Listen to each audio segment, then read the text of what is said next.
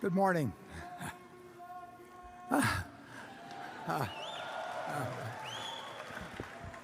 I'm Warren. He's Charlie. Charlie does most things better than I do, but this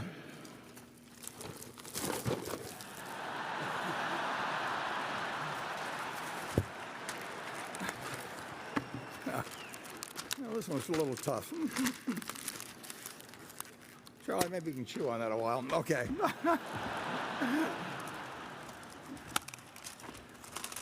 At the formal meeting that will begin at 3:45, we will elect 14 directors. Charlie and I are two of them, and I would like to introduce the other 12. I'll do it in alphabetical order. If they will stand as I announce their name, withhold your applause. May be hard to do, but give it your best. And when we get all through, then you can let loose. But we'll do this alphabetically, beginning with Greg Abel, if you'll stand and stay standing. Howard Buffett, Steve Burke, Sue Decker, Bill Gates, Sandy Gottesman, Charlotte Guyman, Ajit Jain, Tom Murphy, Ron Olson, Walter Scott, and Merrill Whitmer.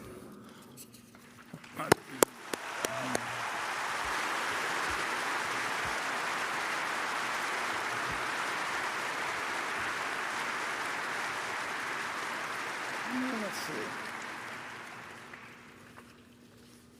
This morning, we posted both our earnings and our 10Q, and if we can put up slide one, you can take a look at what was reported. And as I warned you in the annual report, a new accounting rule was introduced at the beginning of this year, and it provides that our equity securities, whether we sell them or not, are marked to market every day. So we can have a gain or loss of a couple $2 billion in our equity securities portfolio, and that day, according to the accounting principles now in effect, which are a change,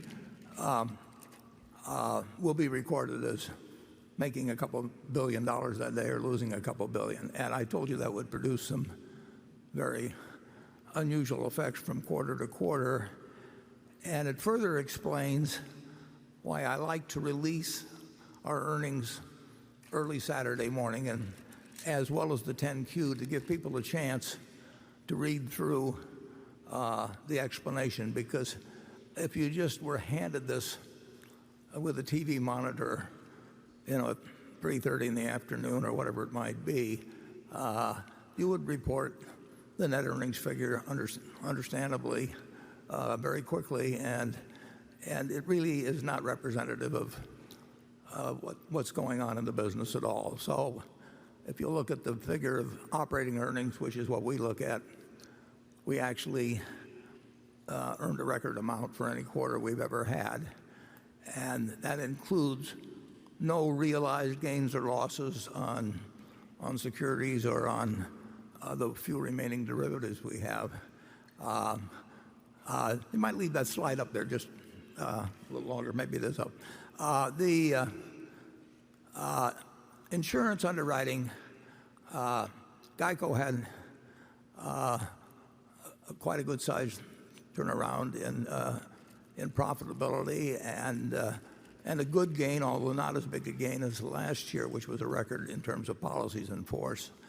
And really throughout most of our businesses, and the details are on the 10Q, which is up on our website now. And as you can see, the railroad was up significantly, and we had most of our businesses tended to be up. Now, we were aided in that in a material way by the reduction in the federal income tax rate from 35% to 21%. Our businesses were up significantly on a pre-tax basis, but the gain was further enhanced by the change in the income tax rate. So that pretty well sums up the first quarter. We'll probably may well get some questions on it when we get into the question and answer section. The questions we'll be getting, we've got the press over here, and we have the analysts on my left, and of course we have our partners out in front of me, and we will rotate among you.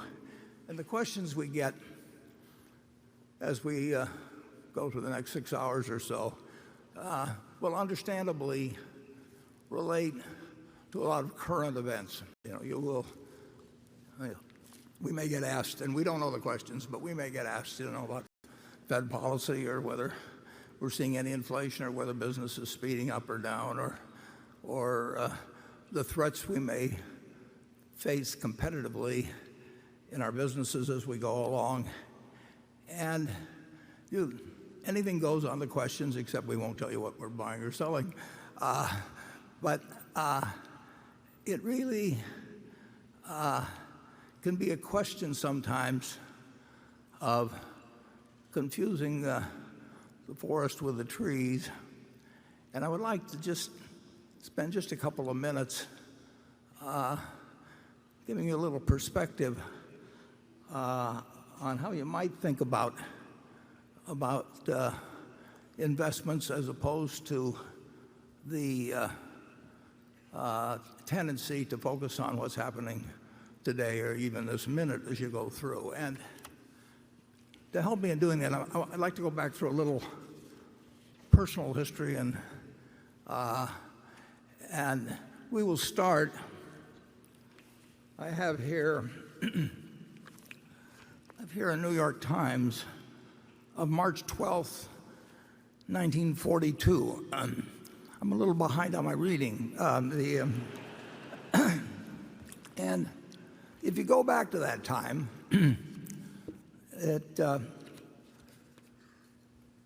was just about 3 months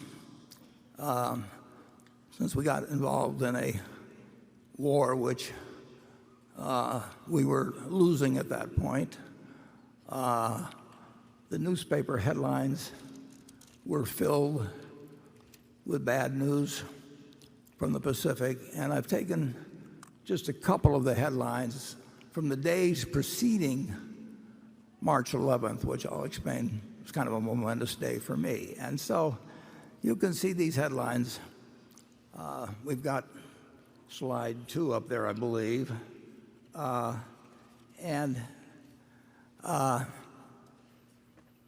We were in trouble, big trouble, in the Pacific.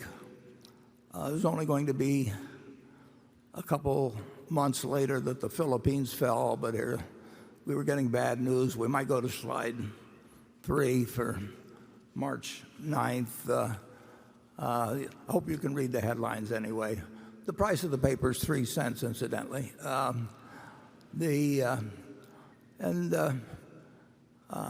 see, we've got March 10th up there, a slide. When I get to this advanced technology of slides, I want to make sure I'm showing you the same thing that I'm seeing in front of me. So anyway, on March 10th, when again, the news was bad. Foe clearing path to Australia. And it was like, the stock market had been reflecting this. And I'd been watching a stock called City Service Preferred Stock, which had sold at $84 the previous year. It had sold at $55 the year before, early in January, 2 months earlier. And now it was down to $40 on March 10th. So that night, despite these headlines, I said to my dad, I think I'd like to pull the trigger, and I'd like you to buy me three shares of City Service Preferred the next day. And that was all I had. I mean, that was my capital accumulated over the previous 5 years or thereabouts. And so my dad the next morning bought 3 shares. Well, let's take a look at what happened the next day. Let's go to the next slide, please. And it was not a good day. The stock market, the Dow Jones Industrials broke 100 on the downside. Now they were down 2.28%, as you see, but that was the equivalent of about a 500-point drop now. So I'm in school wondering what is going on, of course. Incidentally, you'll see on the left side of the chart, the New York Times put the Dow Jones Industrial Average below all the averages they calculated. They had their own averages, which have since disappeared, but the Dow Jones has continued. So the next day,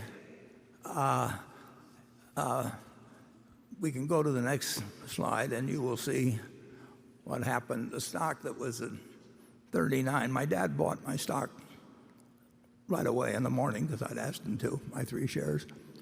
And so I paid the high for the day. That 38 and a quarter was my tick, which is the high for day. And by the end of the day, it was down to 37, which was really kind of characteristic of my timing in stocks that was going to appear in future years. But it was on what was then called the New York Curb Exchange, then became the American Stock Exchange. But things, even though the war until the Battle of Midway looked very bad, and if you'll turn to the next slide, please, you'll see that the stock did rather well. You can see where I bought at 38 and a quarter. And then the stock went on actually to eventually be called by the city service company for over $200 a share. But this is not a happy story, because if you go to the next page, you will see that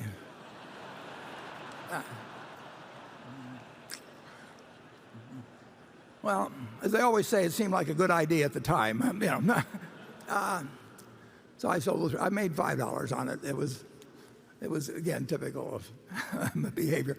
But when you watch it go down to 27, it looked pretty good to get that profit. Well, what's the point of all this? Well, we can leave behind the city service story, and I would like you to again imagine yourself back on March 11th of 1942, and as I say, things were looking bad in the European theater as well as what was going on in the Pacific. But everybody in this country knew America was going to win the war. I mean, it was, we'd gotten blindsided, but we were going to win the war, and we knew that the American system had been working well since 1776. So if you'll turn to the next slide, I'd like you to imagine that at that time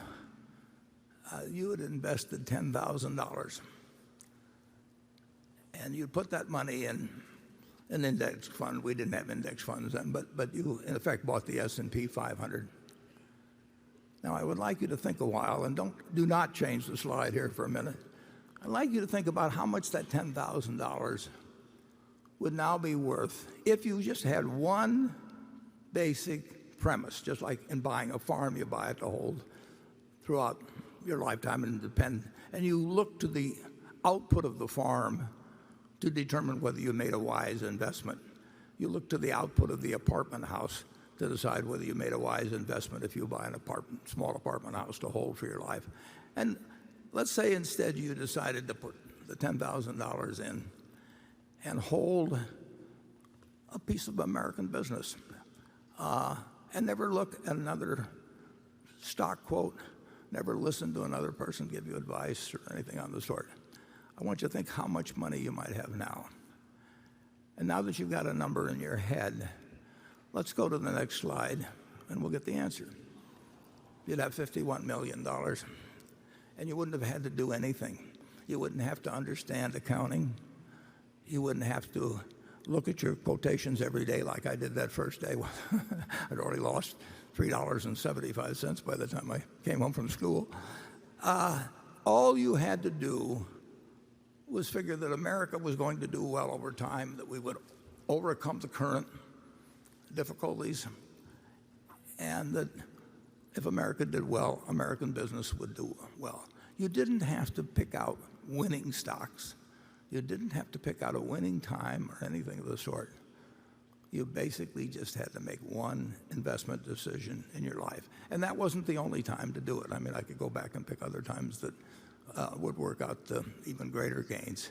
But as you listen to the questions and answers we give today, just remember that the overriding question is, how is American business going to do over your investing lifetime?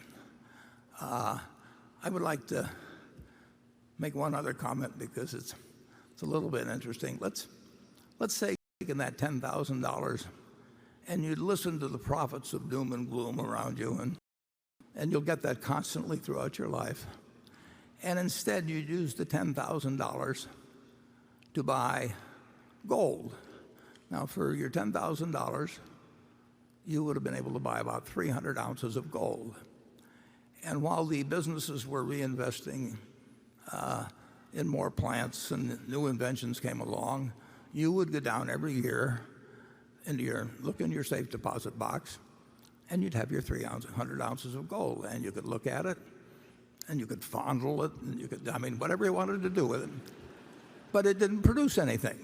It was never going to produce anything. And what would you have today?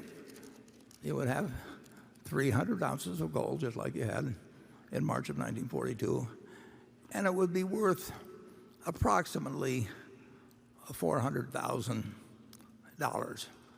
So if you decided to go with a non-productive asset, gold, instead of a productive asset, which actually was earning more money and reinvesting and paying dividends and maybe purchasing stock, whatever it might be, you would now have over 100 times the value of what you would have had with a non-productive asset. In other words, for every dollar you have made in American business, you'd have less than a penny of gain by buying in the store of value, which people tell you to run to every time you get scared by the headlines or something of the sort. It's just remarkable to me that we have operated in this country with the greatest tailwind at our back that you can imagine. It's an investor's haven. I mean, you can't really fail at it unless you buy the wrong stock or just get excited at the wrong time. But if you own a cross-section of America and you put your money in consistently over the years, there's no comparison against owning something that's going to produce nothing. And frankly, there's no comparison with trying to jump in and out of stocks and pay investment advisors. If you'd followed my advice, incidentally, or this retrospective advice, which is always so easy to give, if you'd follow that, of course, there's one problem about it. Your friendly stockbroker would have starved to death. I mean, and you could have gone to the funeral to atone for their fate. But the truth is, you would have been better off doing this than a very, very, very high percentage of investment professionals have done, or people have done that are active. It's very hard to move around successfully and beat really what can be done with a very relaxed philosophy. And you do not have to know as much about accounting or stock market terminology or whatever else it may be, or what the Fed is going to do next time and whether it's going to raise rates 3 times or 4 times or 2 times. None of that counts at all, really, in a lifetime of investing. What counts is having a philosophy that you stick with, that you understand why you're in it, and then you forget about doing things that you don't know how to do. So with all those happy words, we will move on and start the questioning, and we'll start with Carol. Good morning. In choosing a first question to ask each year, I look for a question that is definitely Berkshire related and is timely. and this question seemed to fill a bill. The question came from William Anderson of Salem, Oregon, and he said, Mr. Buffett, you have previously said that there are two parts to your job, overseeing the managers and capital allocation. Mr. Abel and Mr. Jane now oversee the managers, which leaves you with capital allocation.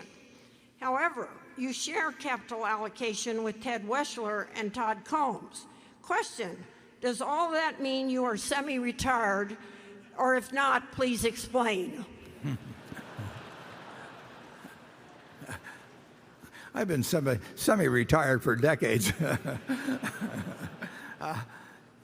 The answer is that I was probably, well, it's hard to break down the percentage of the time that I was involved in what now, the jobs that are now done by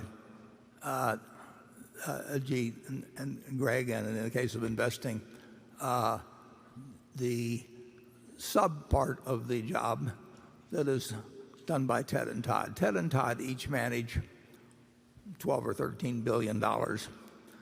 So in total, that's $25 billion. And we have in equities 170 some billion probably now, and 20 billion in longer term bonds, and another 100 billion in cash and short term. So they're managing 25 and doing a very good job.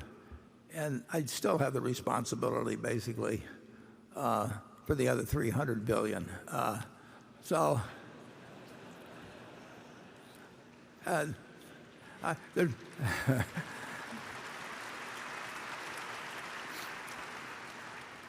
think Charlie will tell you, in fact, I'd like him to comment, nothing's really changed that much.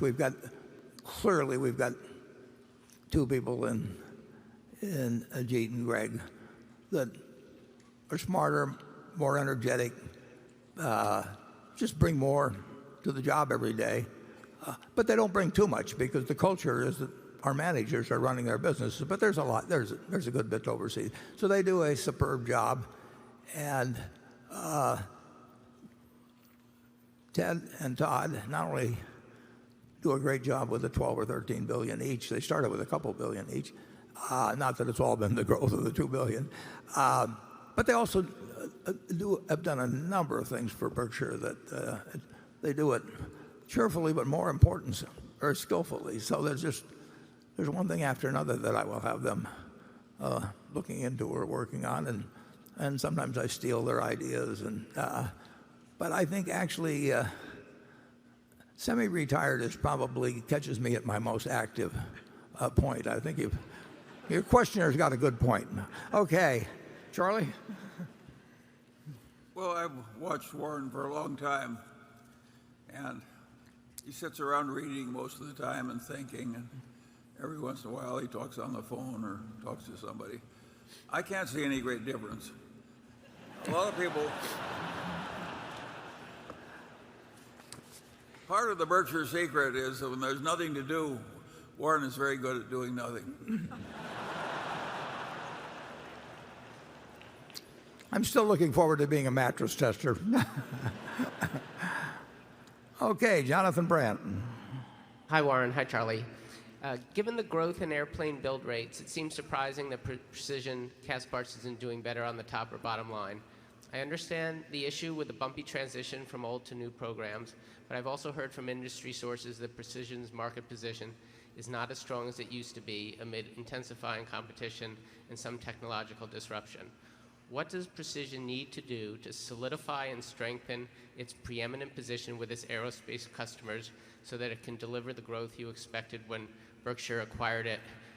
More generally, 2 years after the acquisition, what is your outlook for that business?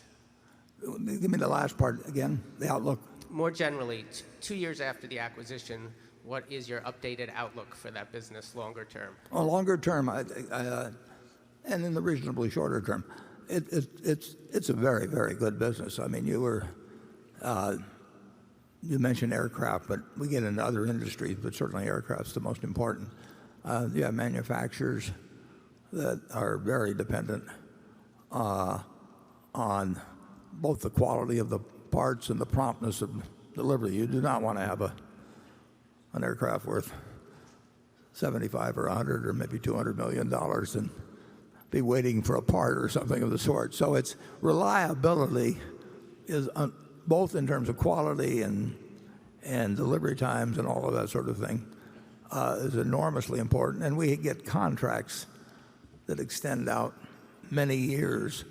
And sometimes we will get them well before the plane even starts in production. So there's very long lead times. And we have found in the last year, about it earlier, but I know of some specific cases in the last year where other suppliers have failed in their deliveries, and then the manufacturers come to us and say, we would like you to help us out. And we say, well, we'll be glad to help you out, but we'd like about a 5-year contract if we're going to do it, because we're just not going to make up for these other guys' shortfalls periodically. But that sort of thing has a very long lead time. The business is a very good business. One thing you will see their earnings charged with is about $400 million, a little over $400 million a year of intangible, non-deductible, in that case, amortization of goodwill, which is not an economic cost in my view.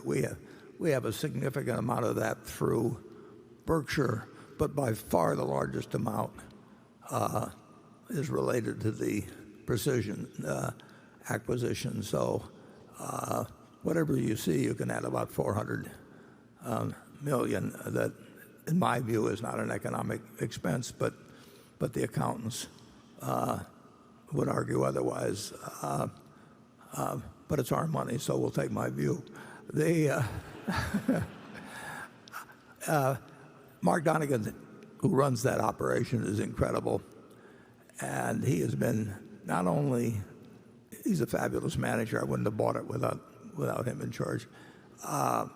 He also has been very helpful to us in other areas. And he loves to do it. So you can't beat him, both as a manager in his own operation, but with his devotion to really doing everything that will help Berkshire. It's a very good acquisition with very long tails to the products that are being developed. Charlie? Well, I think we'd buy another one just like it tomorrow if we had the chance. Yeah, that's the answer.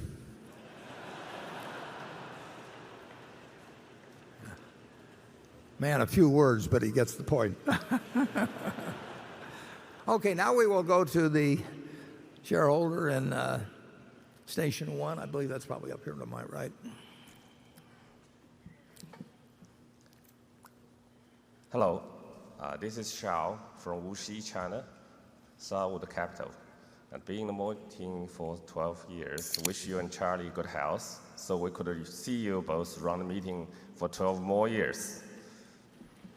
Thank you. Quick question.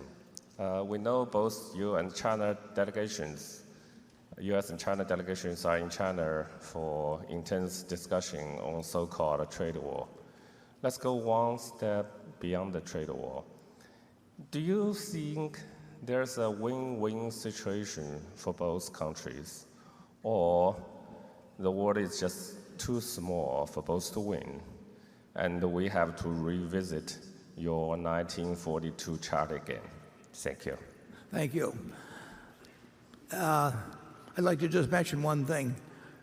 In August, I'm going to be 88, and that will be the 8th month of the year, and it's in a year that ends with an 8, and as you and I both know, 8 is a very lucky number in China. So if you find anything over there for me, this is the time. This is the time we should be acquiring something. All those 8s. Will do. The United States and China are going to be the two superpowers of the world, economically and in other ways. for a long, long, long time. We have a lot of common interests, and like any two big economic entities, there are times when there'll be tensions, but it is a win-win situation when the world trades, basically, and China and the U.S. are the two big factors in that. But there's plenty of other citizens of the world that are involved in how this comes out. And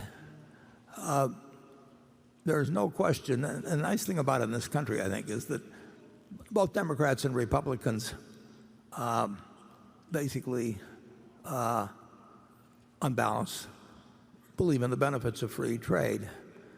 And we will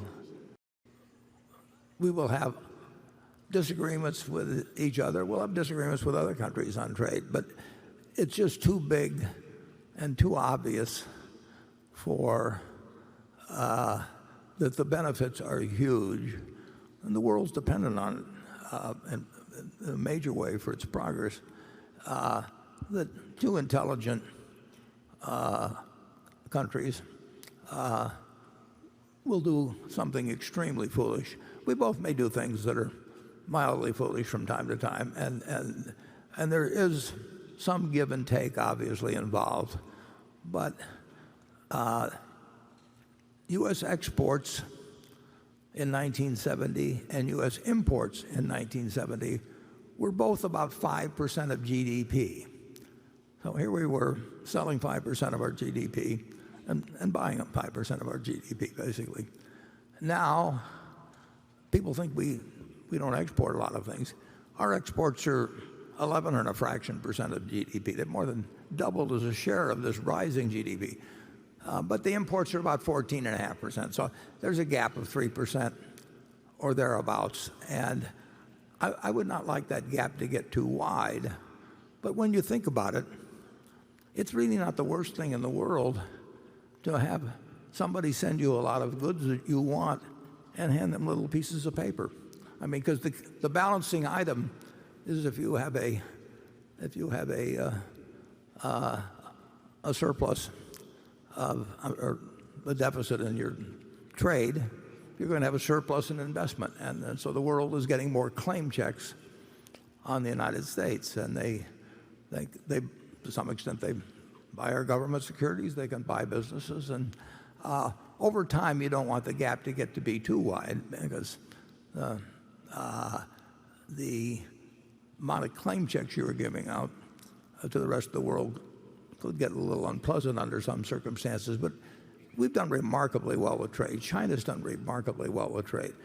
The countries of the world have done remarkably well with the trade. So it is a win-win situation, and the only problem gets to be when one side or the other may want to win a little bit too much, and then you have a certain amount of tension. But we will not sacrifice the world. I mean, we'll not sacrifice world prosperity based on differences that arise in trade. Charlie? Yeah, well, I think that both countries have been advancing. And of course, China is advancing faster economically because it started from a lower base, and they've had a little more virtue than practically anybody else in the world in having a high savings rate. And of course, a country that was mired in poverty for a long, long time and that assimilates the advanced technology of the world and has a big savings rate is going to advance faster than some very mature company like Britain or the United States. And that's what's happened. But I think we're getting along fine, and I'm very optimistic that both nations will be smart enough to realize that the last thing they should do is have any ill will for the other. Okay, Becky, quick.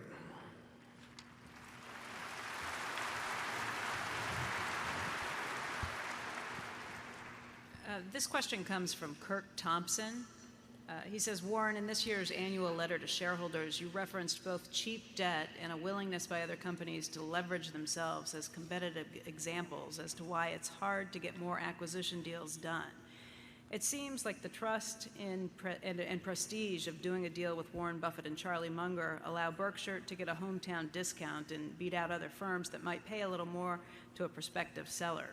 Have you given thought to having other Berkshire managers have more public exposure so future generations of successful business owners continue to bring deal opportunities to Berkshire like they have in prior decades? Yeah, that sort of reminds me of, who was it? Tony O'Reilly remarked one time about the responsibility of a CEO that the very first job of the CEO was to search through his organization and find that person who had the initiative and the brains, the determination, all of the qualities to be his logical successor, and then fire the guy. There's no question.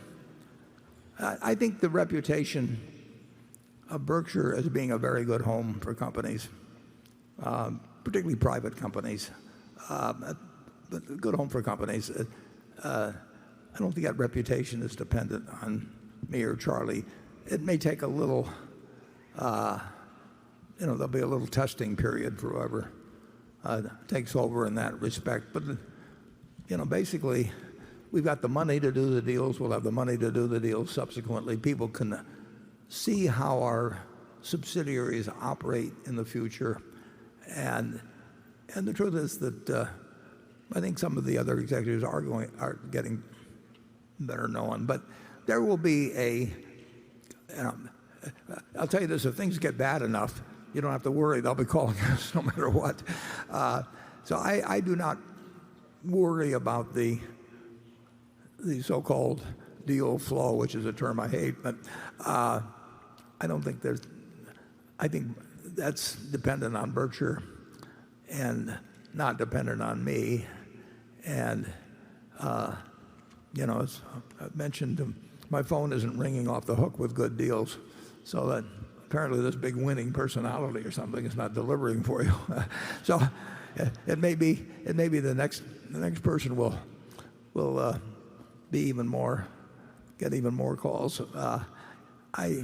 Berkshire, the reputation belongs to Berkshire now, and we are, for somebody that cares about a business that they and their parents and maybe their grandparents lovingly built over decades. If they care about where that business ends up being after, for one reason or another, they don't want to keep it or can't keep it in the family, we absolutely are the first call, and we will continue to be the first call, whether Charlie or I answer the phone or somebody else does. Charlie? Well, a lot of the subsidiaries have for a long time already been making all kinds of acquisitions with people they know and we don't. So it's already happening. And in fact, it's happening more there than it is at headquarters. So Don't tell them, Charlie. you're getting your wish. And it is weird that about 99% of the public companies that change hands in terms of control change hands in a sort of auction presided over by an investment banker.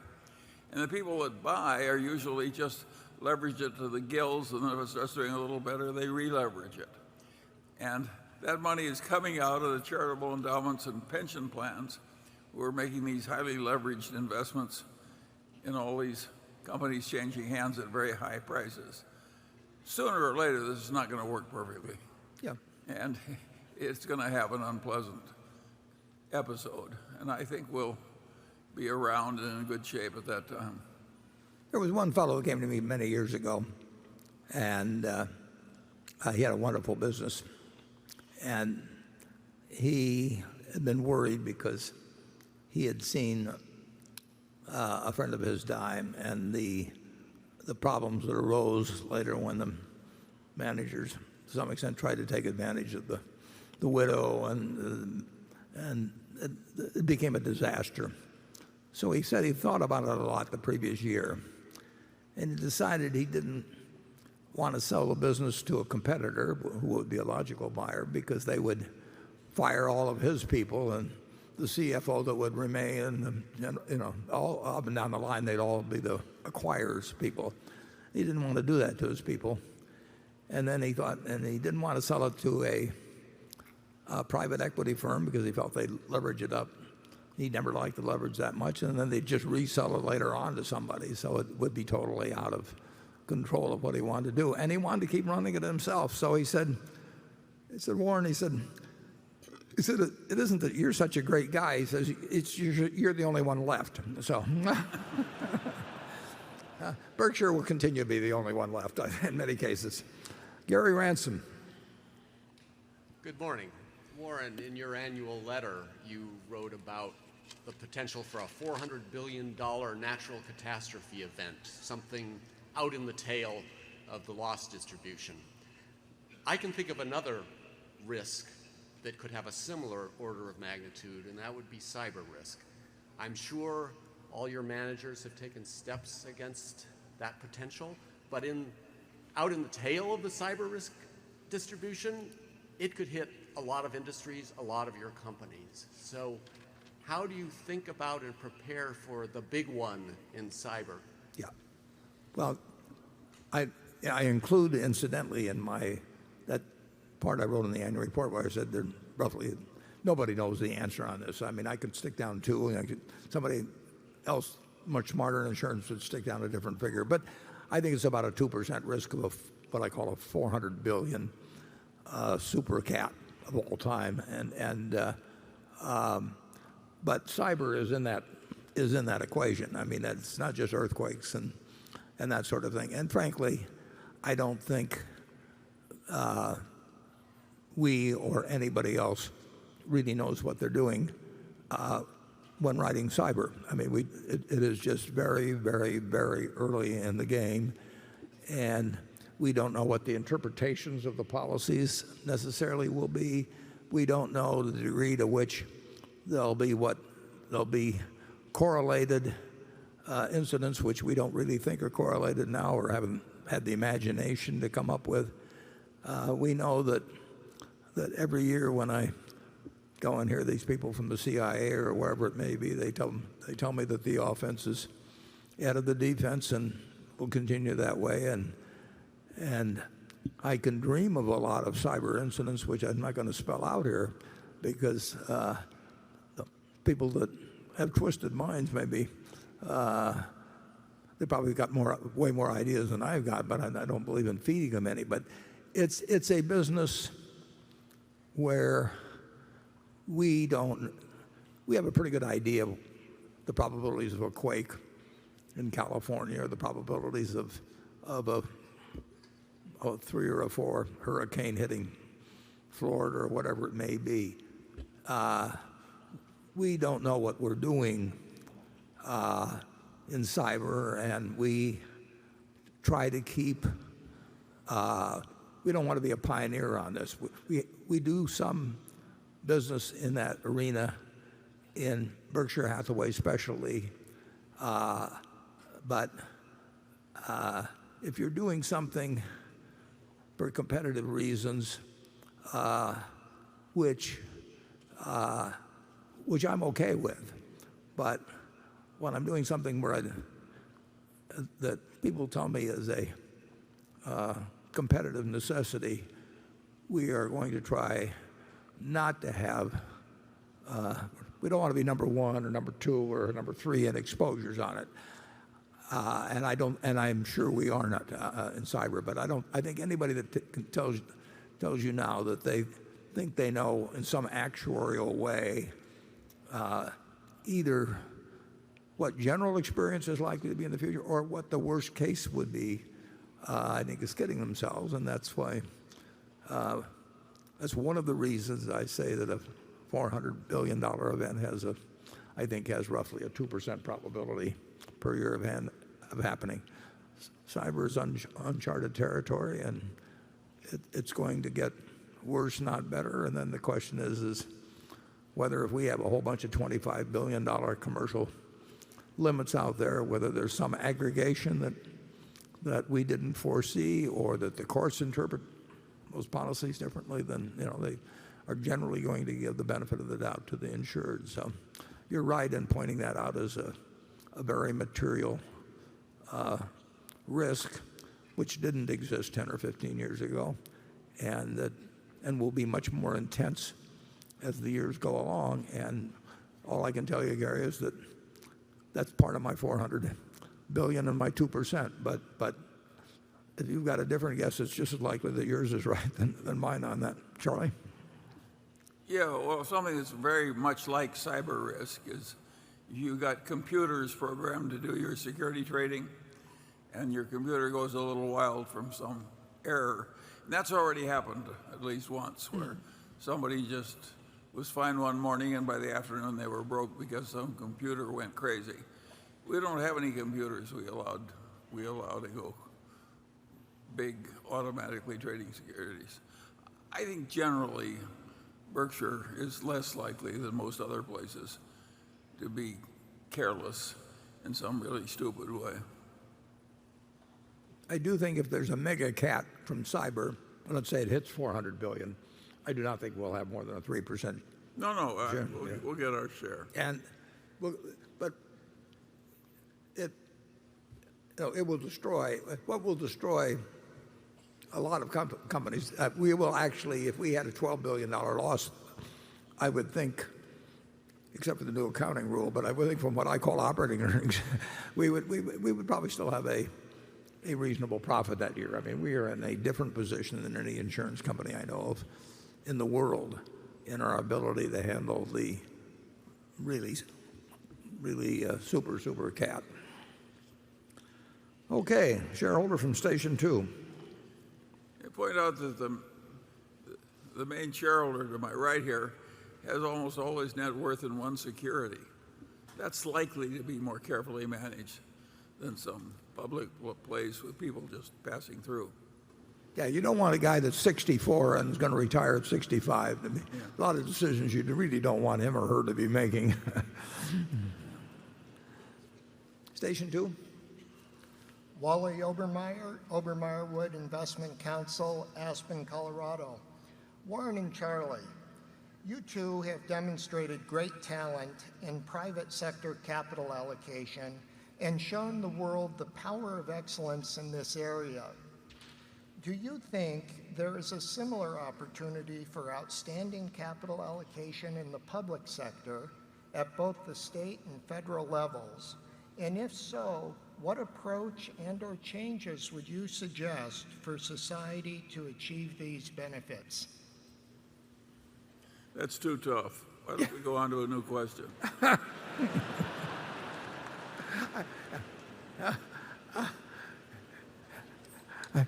I'm afraid I have nothing to add.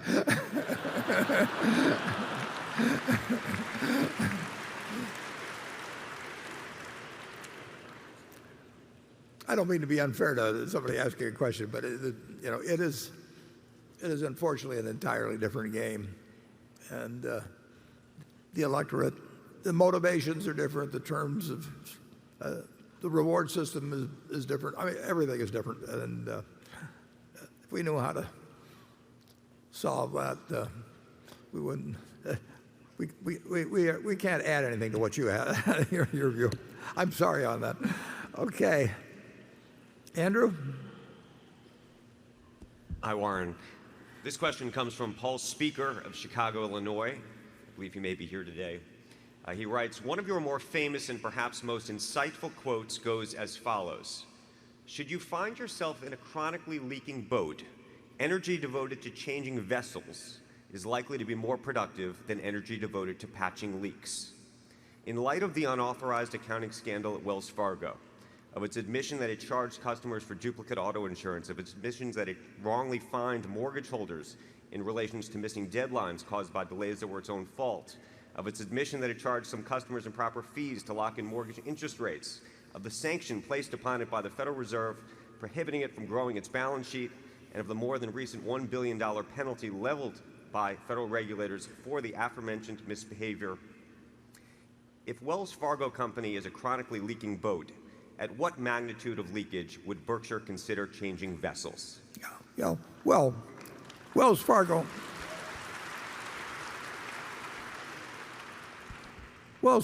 is a company that proved the efficacy of incentives, and it's just that they had the wrong incentives, and that was bad. But then they committed a much greater error, and I don't know exactly how or who did it or when, but ignoring the fact that they had a faulty incentive system which was incenting people to do things that were kind of crazy, like opening non-existent accounts, etc. And that is the cardinal sin at Berkshire. We know people are doing something wrong right as we sit here at Berkshire. You can't have 377,000 employees and expect that everyone is behaving like Ben Franklin or something out there. I don't know whether there are 10 things being done wrong as we speak, or 20 or 50. The important thing is we don't want to incent any of that if we can avoid it. And if we find that when we find it's going on, we have to do something about it. And that is absolutely the key to it. And Wells Fargo didn't do it, but Solomon didn't do it. And the truth is, we've made a couple of our greatest investments where people have made similar errors. We bought our American Express stock. It was the best investment I ever made in my partnership years. We bought our American Express stock in 1964 because somebody was incented to do the wrong thing in something called the American Express Field Warehousing Company. We bought a very substantial amount of GEICO. We bought what became a half of GEICO for $40 million because somebody was incented to meet Wall Street estimates of earnings and growth, and they didn't focus on having the proper reserves. And that caused a lot of pain at American Express in 1964. It caused a lot of pain at GEICO in 1976. It caused a layoff of a significant portion of the workforce, all kinds of things. But they cleaned it up. They cleaned it up, and look where American Express has moved since that time. Look at where GEICO has moved since that time. So the fact that you are going to have problems at some very large institution is not unique. In fact, almost every bank has, all the big banks have had troubles of one sort or another.